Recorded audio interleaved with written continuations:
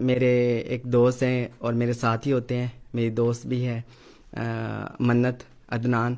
تو پہلے اس کا تبلیغ میں وقت لگ چکا تھا، تو اس نے مجھے جو ہے نا بتایا کہ ایسے ایسے ہم تبلیغ میں اللہ کے راستے میں جاتے ہیں اور ایسے لوگوں کو اللہ کی طرف بلاتے ہیں، نماز وہاں جا کے پڑھتے ہیں اور دینی کام ہوتے ہیں، دین کی سمجھ لگتی ہے.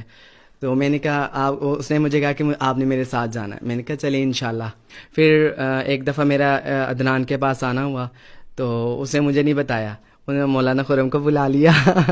مولانا آئے تو مولانا نے آ کے کہا جی دعوت دی مجھے. میں ان کی ذات سے جو ہے نا بڑی انسپائر ہوئی کہ نہیں، جیسے پہلے سنا تھا کہ مولوی ایسے ہوتے نہیں. مولانا تو ماشاءاللہ بڑے پولائٹ اور بڑے پیار سے انہوں نے بات کی. اور عالم کو میں نے کہا مولانا میرے پاس ٹائم نہیں ہے، 3 دن تو نہیں ہے، پھر 2 دن ہے میرے پاس. مولانا نے کہا کہ آپ 2 دن ہی دیں. تو وہ 2 دن ہم نکل کے اللہ کے راستے میں یہاں جھاوریاں مولانا گئے تھے، جھاوریاں ہم گئے 2 دن کے لیے. تو آپ یقین کریں امیس بھائی، رات کو مجھے جب سے ہم گھر سے ہم نکلے تھے اس ٹائم سے لے کے اس رات تک، یہ جو مسجد میں ہم اللہ کے راستے میں نکلے ہیں، کئی سالوں کا جو سفر تھا نا، مجھے سکون کی نیند رات کو نہیں آئی تھی.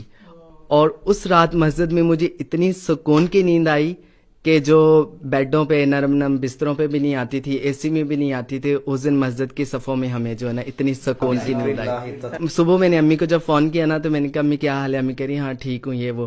تو میں نے کہا امی کہہ رہی ہے ٹھیک ہو؟ میں الحمدللہ امی ٹھیک ہوں. تو امی نے مجھے آگے سے کہا کہ آج رات جب سے تم گھر سے نکلے ہو، آج رات مجھے چین کی نیند آئی ہے. یعنی جو وہ سفر بتا رہے ہیں کہ اتنے عرصے میں مجھے کبھی سکون کی نیند نہیں آئی تھی، اتنے ہی عرصے میں والدہ محترمہ کو بھی سکون کی نیند نہیں آئی. اچھا اچھا. یعنی جب یہ پہلے دن نکلے ہیں، جب یہ پہلے دن نکلے ہیں اللہ کے راستے میں، اسی دن والدہ کو بھی چین اور سکون کی نیند آئی.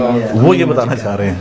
تو وہ پھر نا میں نے وہیں سے چلے کا نا میں نے پکا ارادہ کر لیا کہ اس دفعہ شبان میں نے نا ہر صورت 40 دن اللہ کے راستے میں جانا ہی جانا ہے. اتنا مجھے سکون ملا، میں نے کہا یہ تو سکون تو یہاں پر ہے.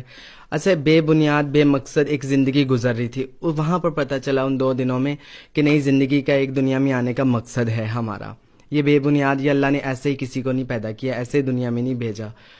تو الحمدللہ بڑا فائدہ ہوا.